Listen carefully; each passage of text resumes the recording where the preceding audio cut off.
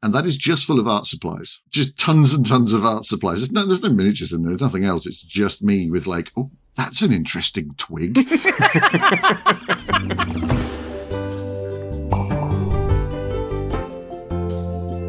Rusty Quill presents Enthusiasm.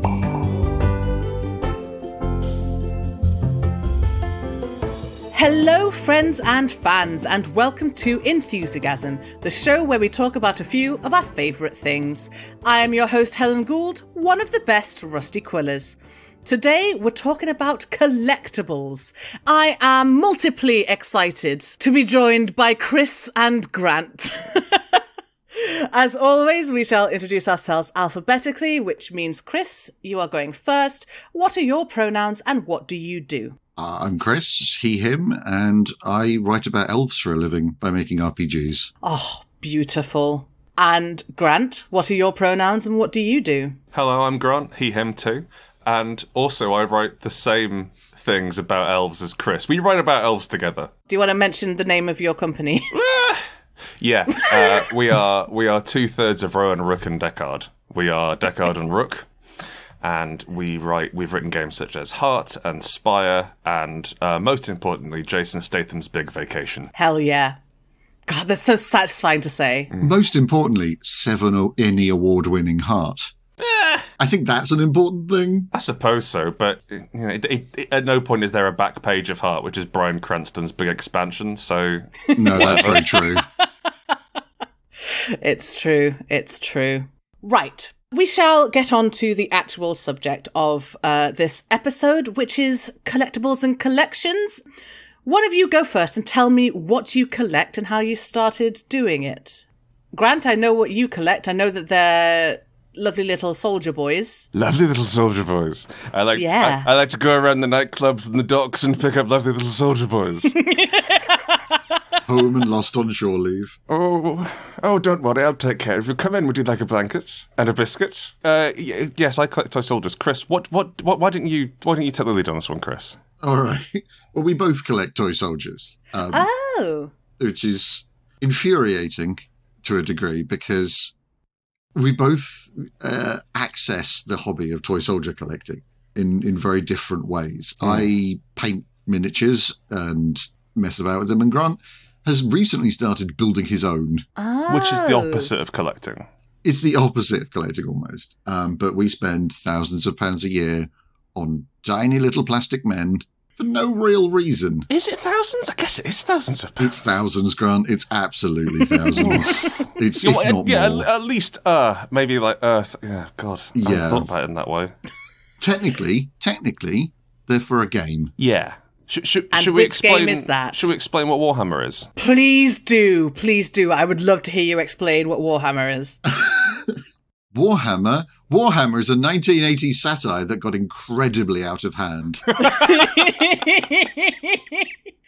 Full disclosure, we did have a TTRPGs episode in which people explained to me what Warhammer was there as well. I think there was something to do with floating pyramids. Oh, yep. There's floating pyramids. That's basically, part of it, if you imagine if a load of 14-year-olds discovered purple pros and rocket launchers at the same time. Yes. That's basically what it is. It's an incredibly overblown universe. Everything's too big and too masculine and too silly. And the orcs are mushrooms? The orcs are fungus, yes. Yes. Which is actually kind of interesting. The thing is, there is a lot of really interesting stuff in there. But you have to dig through like 30 years of just people going hog wild with a pen. The important thing to realise about Warhammer is that it's not a story, it's an offshoot of a company that sells toy soldiers. And so they need to sell as many toy soldiers as possible. And the easiest toy soldiers to sell are called Space Marines, which are also the easiest to paint and some might argue the easiest to win with. So an awful lot of the lore, an awful lot of the backstory is about basically the same guy, but with a different hat. Oh, really? And sometimes he's from Space Sweden, and sometimes he's from Space Rome. And sometimes he's evil. Oh, half of him is evil. And there's a great deal of fiction about trying to make Space Marines interesting, and they're just not. They're not, no. They're really not. Like, it started a very long time ago, like in the 80s when it was coming up, like it was genuinely satire. It was actually fairly pointed. Like there's one of the biggest orc is named after Margaret Thatcher. Really? His name's was it Graskell Mag Urk Thraka? Gaskell Mag Uruk Thraka. Uruk Thraka, there you go, yeah. And there's a lot of parallels buried in there to sort of political scenes at the time, and it's very much been forgotten now for bodybuilding space marines who hurt foreigners. Oh dear! Like there is like they were Games Workshop were really careful to put out a statement saying like, hey, listen. The Imperium, like the sort of the main fascists in the game, the Imperium is bad. We're not bad. We don't want you to be bad. The Imperium is bad. Okay? Now here's a 5-minute video of a Space Marine putting on armor. I see. It's like, okay, well, so and the Space Marines are part of the Imperium. Yes, very much so. Yes, they're the enforcement wing of the Imperium. Sexless angels of death who are fired out of rockets and crash land into planets to murder people with grenade launchers. Oh dear. Yeah. But we're not here to talk about that. No, you're here to tell me about, like, how you... Okay, so I have seen... You get these little grey... Sprues. Yes, and they've got limbs and guns and heads and things in them, and you have to like snap them out and put them together. Snap! Oh no! It is a careful and zen process. Oh, you need yourself a pair of very precise clippers. You got a pair of the good ones, Chris. I can see you got those ones. Chris got me a pair like that for my birthday. You got a very precise pair of flat clippers. And then you carefully shave away all the mold lines and glue them together precisely in the way that you choose, if possible. Some sets don't let you choose. Coward. So so that, like, especially for me, putting them together is like maintaining a Zen garden. It's getting them all perfect and all smooth and lovely, and then spending far too long painting them, and then just throwing them in a cabinet and never touching them again. I see them. Are those all ones you've made? Yes, that is the ones I can fit. The ones behind me are the ones that fit into the cabinet. The rest are just in a box on the floor. And the ones that are nicely painted as well, or the ones which you're proud of. Yes. Like I realise that this is technically an audio medium, but my desk is just rammed with just piles of paint and handfuls of tiny plastic grey men that haven't been done yet. It occupies a large part of my world every day. They just sort of sit here. They just... What's that fellow's name, Chris? Chris is holding up a big demon. Yes, big demon. This is Be'lakor. Be'lakor. A big chaos demon, like a Balrog. Oh. Yeah. They started with Balrog and then just sort of extrapolated out from there. And yeah, when, as I say, hog wild with it, and then you've got your angry space dudes. Oh, yes, I see. Very good. And they're all very heroic. Wink. But yeah, the whole process is like mainly what I do to not be mad. Like it fills the quiet spaces between when I have thoughts. Yeah, I have House Flipper for that. House Flipper's pretty good for that, to be fair. And a lot cheaper. Is that the PC game where you tidy a house? Yeah, you can break it down or paint it and whatnot. For April Fool's Day, so usually if you want to demolish a wall, you have a big sledgehammer and you hit the wall with it. But for April Fool's Day, it was a shotgun and you just shot the walls just into pieces. Firing randomly into people's houses as you wander past. That's the Warhammer way. The absolute best thing about House Flipper, though, and it's such a minor thing, I've never really enjoyed screwing in a radiator before. There's something satisfying about getting that bad boy up on the wall. Yeah, there is. I exclusively play PC games where you can jump sideways holding two guns, so I don't know what you're talking about. That's very true. I see. My experience of PC games is completely the opposite of yours. You jump forwards holding one gun? With one gun, yeah. Weird. Sometimes backwards. So, did you get into this hobby via Warhammer? Like, how did you start making things? Go on, you want to go first? Yeah, it was Warhammer for me. Warhammer, that was the first nerdy thing I did, I think. That was the first sort of game which I was exposed to. A mate of mine at primary school, he bought me in on it, and he was powerfully strange. And at one point, there's a faction of orcs called Evil Sons, and he said it was pronounced Evil Snuz. And I said, no, Andy, it's not. We can look it up in the codex. And then he said, you should leave my house. So that was a really strange sort of. That was. I'm glad I moved on from him. But that was sort of my first sort of like he brought me in to it. He was very strange. But I learned about so like the first thing I played is a game called Gorkamorka. Oh. And Gorkamorka is it's like Mad Max, I think. Would you describe it as Mad Max, Chris?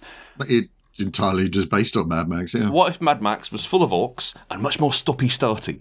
Because you had to actually play through it. And so you have these sort of big ramshackle trucks and bikes and trikes, and you make all your boys and they have the weapons on. They have very small bases, so you can physically jam them on the truck, and then you painstakingly move them around a board, trying to sort of outmaneuver each other. I then sort of got more into it. I started buying more models around the sides and like experimenting and trying to build an army. I do want to say, flash forward 12 years, Chris and I tried to play Gorkamorka against each other in second year of university. Because we didn't have any money. We didn't have thousands of pounds a year money to spend on this hobby. So we clubbed together. We managed to get £10 each to get a box of orcs. And then we went to a charity shop, and I think I got like a Playmobil truck. You got a Playmobil truck, and I got a Winnie the Pooh pirate ship with wheels. And we used those as the vehicles because we were poor. And I'd like to point out that Grant and I have played each other not that many times. 10 times tops. 5 times. Like 10 times. Most of those games were on the floor of my parents' house. Yeah, and we were at uni together, which is weird. Yeah, we were at uni together, but like we're talking like 6 years ago. Yeah. On the floor of my parents' living room. Like we happened to be over there for a barbecue and a business meeting at the same time, yeah. Yeah, using like vases as mountains. We spend I think part of the reason why we wanted to talk about collecting rather than like wargaming per se is that we don't really do wargames. I personally find the whole like the competitive nature of it pretty stressful and maybe boring. And the war games that I do play are much more collaborative or narrative and just a bit sillier.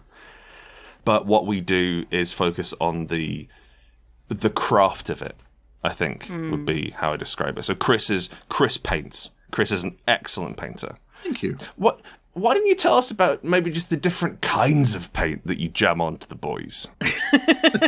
Because I only got the one type of paint. Yeah, that's fair. Like the sort of the standard paint that you use that you can buy from the companies that make the miniatures are generally like acrylics. They're just standard like paints. Nice poster paint. Yeah. High quality, high pigment, that sort of stuff. But I use oil paints. Oh, wow. And enamels, because you can blend oil paints and you can water them right down, use them as washes and make them all mucky.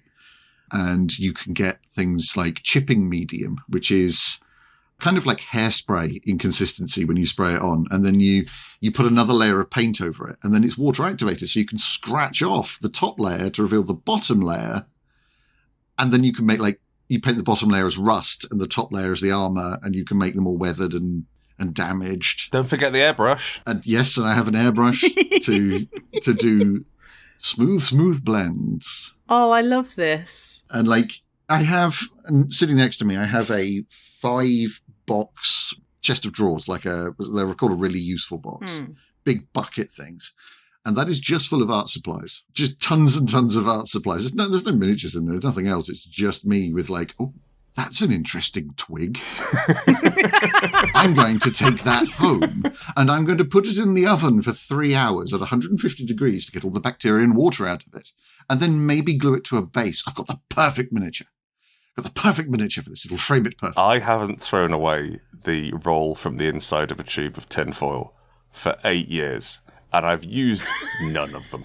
I have a box full of... Because they're the best kind of cardboard tubes. You see? They're so sturdy. Or you can saw them and they don't break apart. They're great. A good sawable tube. Haven't used one of them. They're just in a box in a spare room. That's a big box of potential, my friend. Baby apps. Yeah, so I want to talk about my application of the way I do it. See, Chris is very much into making beautiful models, and he will build them as they come, as they're supposed to look. So, like, there's as per instructions. Yeah, and there's generally a nice little instruction manual, and Chris will put slot A into tab B, and then make them and so it looks like dynamically posed, and it looks sensible, and all the proportions are right. The word you're looking for there is coherent. Coherent, yes, excellent. It stands up on its own, you know. And yours are more avant-garde. You know that kid from Toy Story, Sid?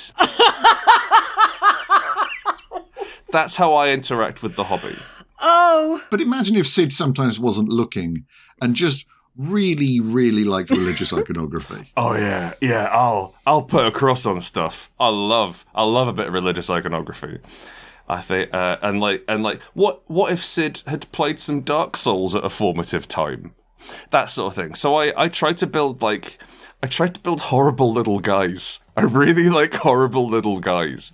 And one of my favourite things about Warhammer specifically, but also any sort of tabletop modelling or any sort of toy soldiers thing, is the human element of it, is the pathetic element of it. So, like, rather than having, like, a huge, big, powerful space marine with 8 legs and 2 plasma fists and a steam pipe coming out of his head, my favourite model that I have is, I'm going to say he's about 7 millimeters tall.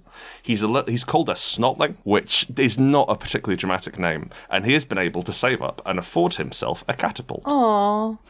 And he is twanging his catapult or something. Snotlings are the absolute worst troops in any legion, any army. They are absolutely terrible. If you imagine a scrawny and malnourished goblin. Stupider. Much more stupid. They are half the size of goblins. They are designed as these, like, there's something that goblins can boss about. Mm. Oh, but I love them. Oh, they're great. I adore them. They're wonderful creatures. They're also communists. Oh, excellent. That's the other thing about them. That's the other thing about them. They regularly have communist rebellions and union meetings. Oh, tiny goblin unions. Oh, I love this. Yes, they're gorgeous. The leader of the Revolutionary Committee was called the Red Gobbo. And the deal is, every time you put the Red Gobbo on the table, you'd roll his stats randomly because he'd been killed previously, and so now he was a new guy. Especially somebody picking up the hat and coat and putting it on and going, yep, in charge now. A lot of time for that. The Dread Pirate Roberts of communism. Yes, yeah, precisely. And I really like making little stories. I watch quite a lot of diorama stuff on YouTube, and like I'll try to make something which is like, I like making people who look scared, or people who look like they're trying really hard but not getting it. So like there's a fairly recent game which came out in the last couple of years called Turnip 28. Oh. So 28 is the scale. So 28 millimeter is the average height of a human in the setting. Warhammer operates closer to 32 these days. It used to be 28, but then they made everyone taller so they could fit more stuff on the models. But Turnip 28 is set in this sort of post-apocalyptic Napoleonic warfare zone where everything's mud, everything sucks, it's awful, everyone hates it, and instead of commanders, you have a snob who is in charge of 2 toffs, and each of the toffs is in charge of their own unit of men who they've brought along for the war, and it's all sort of Napoleonic mashed together with medieval. It's never stops raining. There's a mushroom growing out of your face, and you don't quite understand what's going on. And everyone's terrible. Like you hit on a 6 on a dice, so the odds of you actually doing anything are really slim. And I love that. I think that's wonderful. What an army of really like feckless incompetence. And I really like. Grant has this marvelous talent for making a model look pathetic. Thank you. Like, not a pathetic model, but making them look like they're trying very hard and just not getting anywhere. You've both role-played with me. So, that's my favourite kind of NPC. I do. That is your jam, yeah. It's like, I'm terribly sorry. I've had a tremendous burden thrust upon me. I'm largely incompetent. I'm about 40% posher than Grant is. Could you help? Save me from myself. I'll give you all the money for my wallet. I still remember that one NPC in Unbound who had forks for hands. Johnny Forkhands? Yeah, Jimmy Forkhands, I think. Yeah, he was great. He really underlined the tense post-apocalyptic mood I was trying to come up with. There was Johnny Forkhands. There were electric forks which span. Yeah, they were. There was a lad who had an oven for a chest. I seem to remember. It's been a nightmare around spaghetti. Yeah, got that solved. Yeah, well, so I really like trying to make human elements in models, and also I really like building unique things. So I consider it a personal failure if I make a model how it's supposed to look, which is very time consuming and means I don't own an army. I see. Sorry. I own several armies, but they're all on the sprues. They're all in different boxes. I have a cupboard, the same way that Chris has art supplies for like basing and painting and different kinds of wire and different chewable grades of cork. Like 8 different kinds of moss, some interesting rocks he's found. I have just bins of little arms and skulls and heads, and like I'll leave them around the place. Like 6-litre bins, they're not small. And like I don't think that I'm especially extravagant in the way that I pursue this hobby. I think that of the people who do it, I'm probably on the cheaper end of the spectrum. Alarmingly frugal. But I just like I'll buy a sprue, I'll buy another sprue, and I'm like, I'm gonna make these kiss. I'm like, so I've got these horrible bird people and these witches. What if we made horrible bird witches? And then the trick is you just hold the sprues near to each other for at least a week. You wanna get a handle on how those go together and understand them sort of conceptually. Yeah, they've got to do some osmosis. Yeah. And then you give up 3 days in. Which is why Chris has like squads. Yeah, I have squads and stuff because when I do it, I'm constantly trying to learn how to do something new and like different and complicated painting techniques that I can't do yet. Because there's a lot of, if you want there to be, there's an awful lot of technical stuff you can do. Oh boy! Like the thing I'm learning at the moment, which is non-metallic metal, which is most. If you want to paint gold, you get a gold paint and you paint it on. It's got little flecks of mica or aluminium in it that make it shiny. So to do it without that, you paint the shine. So you paint the shine and the reflections, and there's different kinds of it. Oh, that sounds very detailed and difficult. Mm-hmm. There's really complicated version which is called Sky Earth non-metallic metal, which is where anything that's facing down reflects the earth back onto it, so has earth tones, and everything that faces up has the reflection of the sky. Oh my God. And you paint all that in at 28 to 32 millimeter scale. Do you have like a magnifying glass? No, I've got these terrible eyes. Terrible eyes. You've got a steady hand though, Chris, I'll give you that. And your eyes are better than mine. I can't detect depth. I can't do depth perception because I'm long and short-sighted at the same time in either eye, which means I see everything quite flat. So Chris can like paint an eye, and he puts some paint on the brush, and then he puts the brush on the model, and it goes where he wants it to. Whereas with me, it's kind of like a game of chicken, where I've got the paint on the brush, and I've got the model. I have to sort of move one towards the other until bump. So I've had to use a much looser style. Let's say a perhaps more impressionistic method. Ah, yes. Grant's miniatures come out, and I do not mean this negatively in any way. They come out grubby. Oh, thank you. I try for grubby. Like he paints them grubby and nasty and covered in mud, and I do some like that, but also I pride myself on being able to do nice, clean, shiny boys. Aww. You actually, Chris, you never said how you got into doing all this painting and collecting all these little men. Oh, that's true. Yeah, so I first started off playing Dungeons & Dragons very, very early. And then I think it was like a couple of years after that, I was in my local pub's car park mucking about as a child, as I was wont to do almost every weekend, thanks to my parents. And I found in the car park a tiny plastic orc from a board game which has just been re-released, actually, called HeroQuest. Oh, yes. With the scimitar? With the little scimitar above his head. Yeah. And I was like, they make models of these? I was so excited. And that orc turned to you and said, "Come with me, Christopher. I'll take you on an adventure beyond your wildest dreams. I will show you a world of empty wallets." And yeah, so then I spent ages trying to work it out because this was pre-internet. Can't just Google that. Until I eventually found Games Workshop was a company that also coincidentally had a shop opposite my father's work at the time. So I would force him to go in and buy me things whenever I had enough pocket money. And thankfully, being wonderfully middle class, he did. Aww. On that note, I think we're going to go to a break. And welcome back. So something that I've noticed from what both of you have said is that it seems like in collecting your miniatures, you have also got like side collections.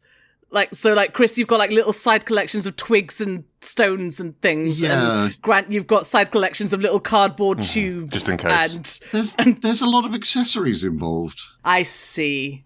And also, like, it's all consuming, if I'm honest. Yeah. Is it? Yeah. Yeah, like, there has not a day gone past where I haven't at least picked up a model and thought about it. Like, sometimes you can't get near your models and you're like, well, this day isn't as good. This is starting to sound like a curse. Oh, hey, well, look, I don't know. a bit. It's a little bit of it. Yeah, it's like one of them Rumpelstiltskin curses. Actually, that was quite a big one, wasn't it? If you can guess Games Workshop's actual name. It's a fairly solid curse you got That going. was the firstborn, wasn't it? Yeah. It's a bit cursy. But I think that as young boys, we are told we can't be creative. I can't speak to the experience of young girls. I wasn't one. I don't really know what it's like. But I remember that from the age of about 9 years old, you're pretty much told to shut up and sit down. Your creativity is often not punished, but not created. Sorry, but not desired. Like outside of how well it can get you a mark in school, your creativity isn't especially rewarded. There are very few outlets for you to be artistic, to make something beautiful, to make something that you're proud of, and all of the even a lot of the marketing around Warhammer is around competing against each other and winning and trying to get like the best army so you can fight. And I think something which has really helped. It's something which really helped Chris and I, because we're also we are creative in our day jobs. We write role playing games for a living, and so there's this drive in that role playing games are often a hobby for a lot of people, and so there's something you can just sort of do laid back and relax. You don't need to worry about getting better at it, but we do. We have I have a professional pride to uphold, and I want to get better at writing, and I want my next game to be better than my current game, and so on and so forth.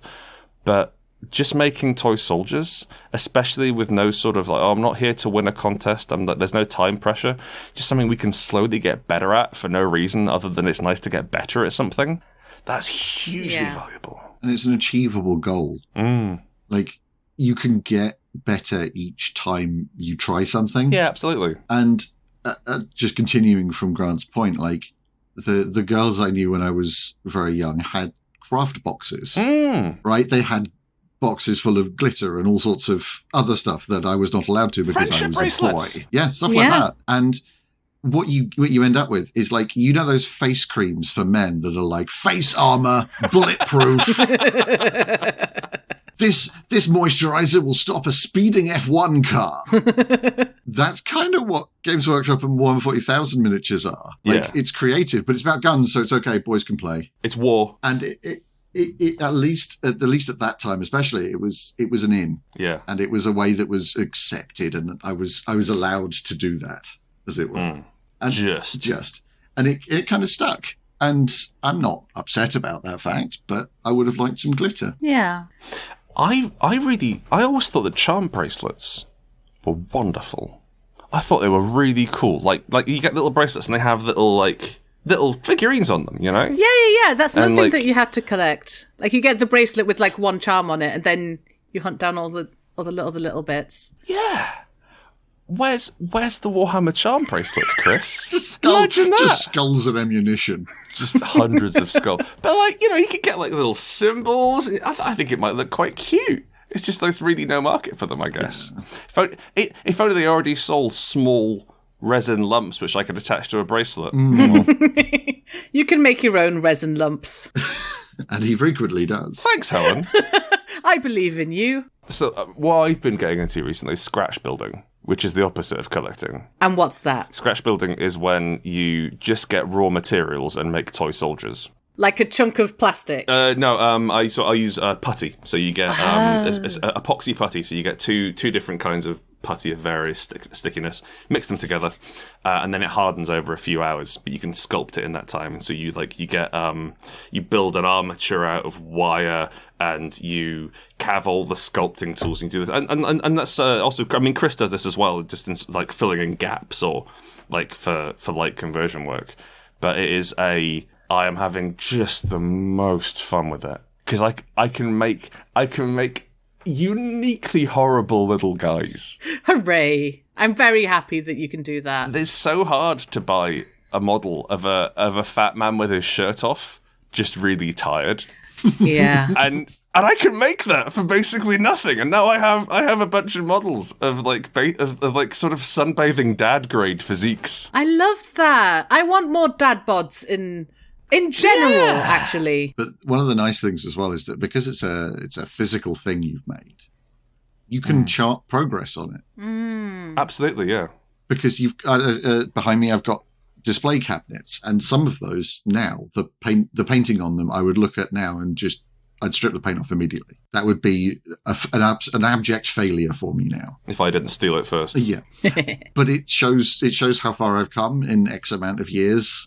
And because I know roughly when I painted each one, so I can plot the order of getting better. And you end up with this like little chronology of talent. It's really fun. How do you feel about being enthusiastic around people about this sort of thing? Because I would get 4 drinks in and lean over to someone at the party and be like, do you want to see my toy soldiers? And they pretty much always said yes, because I'm quite tall. Because they have to. Because it's my house. And I'll show you the big robot I made. But how do you feel about sort of like enthusing about this? Obviously, we've been given a safe space too by our good friend Helen. Yeah, it's literally in the name of the show. So I don't talk about this stuff to, like, in quotation marks, normal people. I.e. people that you're not friends with normal people. No, but like the friends that share the hobby, understand role-playing games, that sort of nerds, which most of I know. Fine, I'll talk about all this stuff quite a lot, but I also know a load of people that aren't nerds. What's that like? It's weird, and none of this comes up. There's no way to really talk about it. I'm like, what do you do? Oh, I paint them in. Do you? Oh, yeah.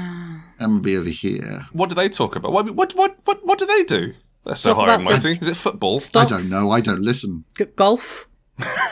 Golf. It's all golf. House prices? I'm still thinking about a Chaos Space Marine I'm going to touch later on. Like it, as we've evidenced from talking here, like it's actually fairly hard to explain what you do. If I'm really into fixing cars, brilliant. Everybody can pass that. What do you do for a living, Chris? Well, I write games about elves that let you be elves, but you're not actually elves. And also I make tiny men out of plastic. That's such a hard conversation to have with somebody who doesn't already know a little bit of it. Yeah. That's when I'm not pretending to be a wizard online. Yeah. Which is the other thing you do a lot. Yes. I want to ask if either of you have like a particular piece that you're looking for. Because like, I feel like this is the kind of hobby where you can be like, oh, I really want that dragon head to add to my horrible tree person.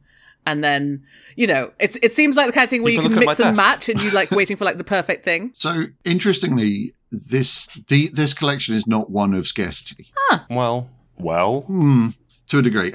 So now we live in the age of 3D printing. Yes. And things can be prohibitively expensive. Like some of these models are colossal art pieces. Like there's a enormous robot, and I mean enormous, like multiple feet tall, that is like £3,000. Oh my God. Toddler size. Yeah. It's like a resin toddler. Yeah. It's a big robot. But most of the like standard miniatures are fairly accessible. They're fairly cheap. You get a lot of them. But what I'm looking for is a specific style of thing. Because if you want, like, for years, I have been searching for a witch miniature. I like witches. I like the broom. I like the hat. Now, finding a witch miniature that doesn't look like it should be painted on the nose cone of a plane is difficult. It's so hard. Yeah, they are all sexy witches. To find a non-erotic witch. I see. But finding like a nice witch, cauldron, broom, cat, some clothing would be wonderful. At least with a top on. Yeah, and there's an upgraded scale as well. So the scale that we regularly collect in is 32 millimeters, so they're about an inch and a half. There's also 75 millimeter, which is larger, big display pieces not used in games. And those are expensive. They're made by generally small companies, and they are already, before you touch them, works of art. And there's several of those that I've had my eye on for ages, but they're almost always limited runs. So they'll make and they're resin as well, yeah, rather they're resin, than plastic, so they're more expensive to produce. They're heavier, they're fragile.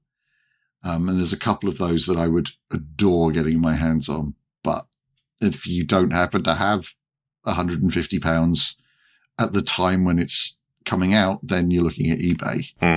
And obviously it gets incredibly expensive very fast for some of the rarer, nicer pieces. Well, Grant, can you not make a witch with your putty and wire? Yeah, but it would come out a bit lumpy. Okay. That's the thing. As Chris said, all of my guys are quite grimy and lumpy, and like I'm going for that. But also, it's easier than making them not grimy and lumpy. I don't know. I can vibe with a grimy, lumpy witch. Yeah, again, I'm happy to make a grime. I think I've probably got a couple knocking around my desk as we stand. But what Chris wants is a nice-looking, a respectable, librarian-esque witch. I think, is that right, Chris? Okay. Yeah, like, just not sexy witch. Yeah, busty, but not, like, sexy. Well, I mean, I'm not going to turn that down. But, buxom? But not a pin-up. Yeah, and I have...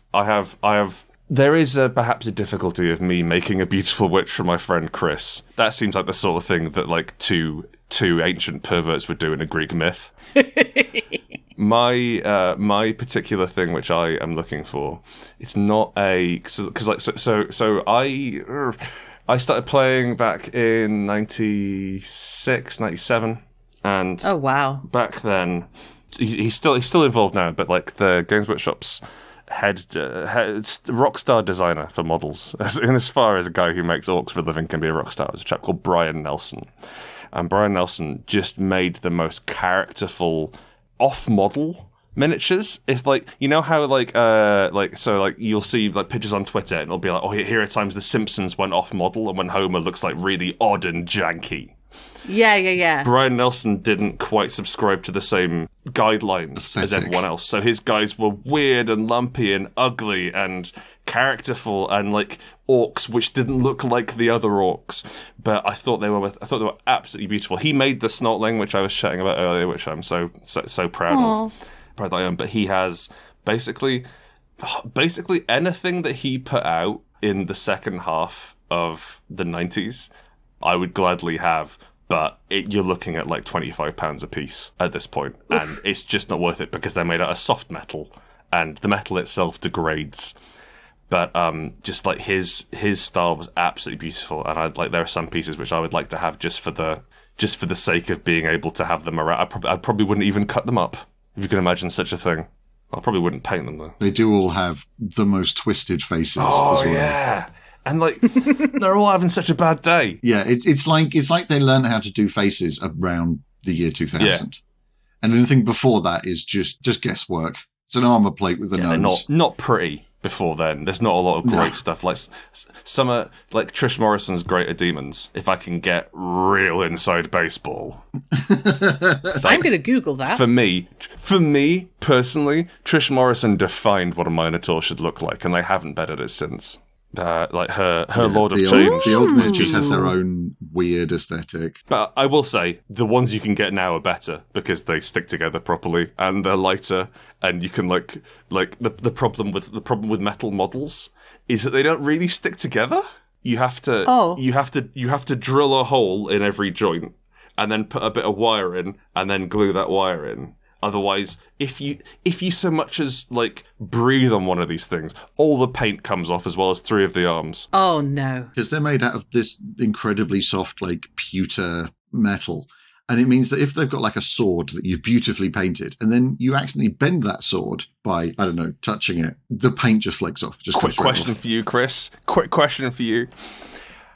How long did the sword last on your Aeonir, the Sword of Twilight? The Sword of... minutes. Oh, no. Oh, it was infuriating. It's such a gorgeous they gave it away model. free with White Dwarf as well. It was... Yeah, they used to give it... It was a limited edition thing they gave away. A deliberately sexy elf. Basically just melted. Oh. He was a gorgeous thing. And that was Brian Nelson. He did more time. They knew how to make weird perverts in more time. Most of them are carrying fishes. Back in my day. Oh, everyone looked like Alan Moore. It was great. F's in chat for that sword. We're coming towards the end of the episode. I want to ask a kind of broader question. Perhaps a philosophical question? Mm-hmm. I wonder if either of you have any thoughts on why people collect things, because it seems to be the kind of thing that doesn't stop, if that makes sense. Like there isn't a final end point or goal. It's just and if you're collecting, let's say, a sticker album, right, that has a technical finite end, you also find people finish that and go, well, I'll get another one.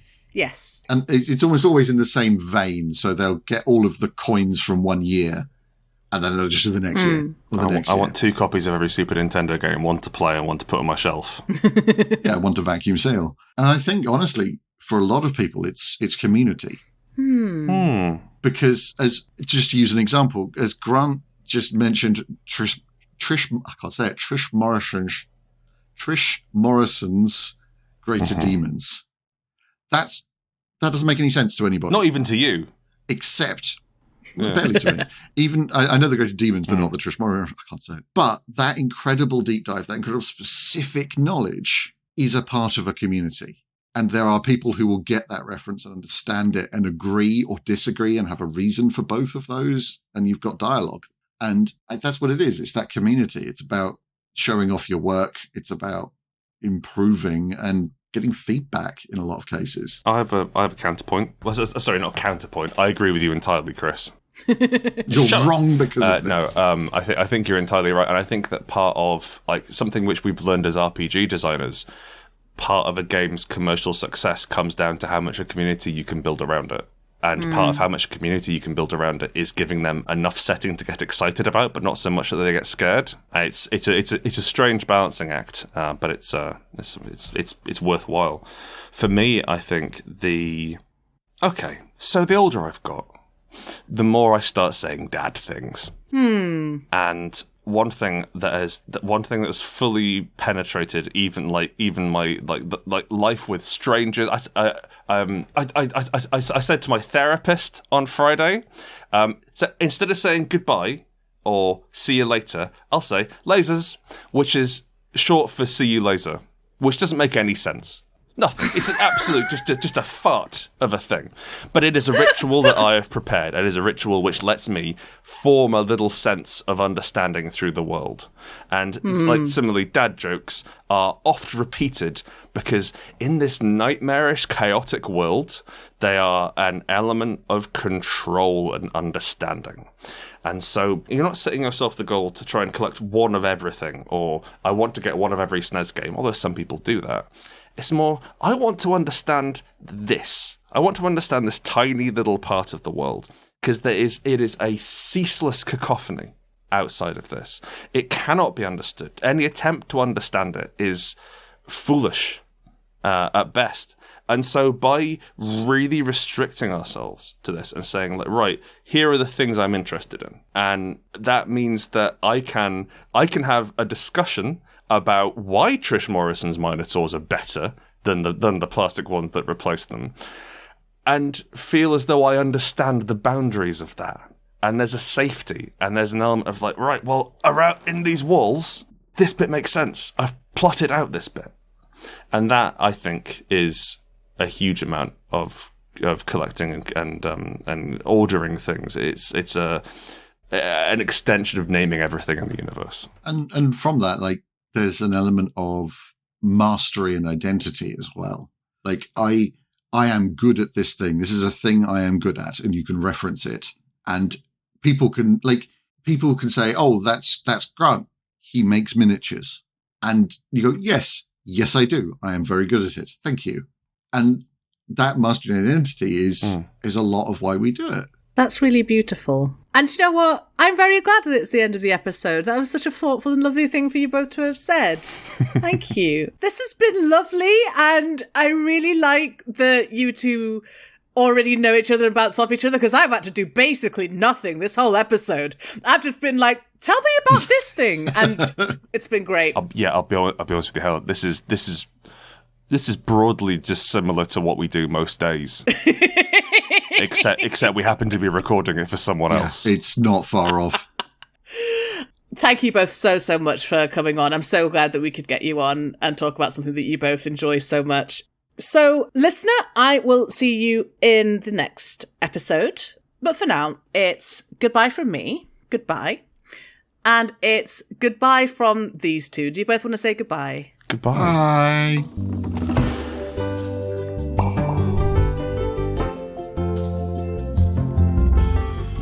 Enthusiasm is a podcast distributed by Rusty Quill and licensed under a Creative Commons Attribution Non-Commercial Share-alike 4.0 international license. It is directed by Helen Gould, produced by Laurie Ann Davis, with executive producers Alexander J. Newell and April Sumner, and edited by Marissa Ewing, Tessa Vroom, Michelle Snow, and Catherine Ranella. Thanks for listening.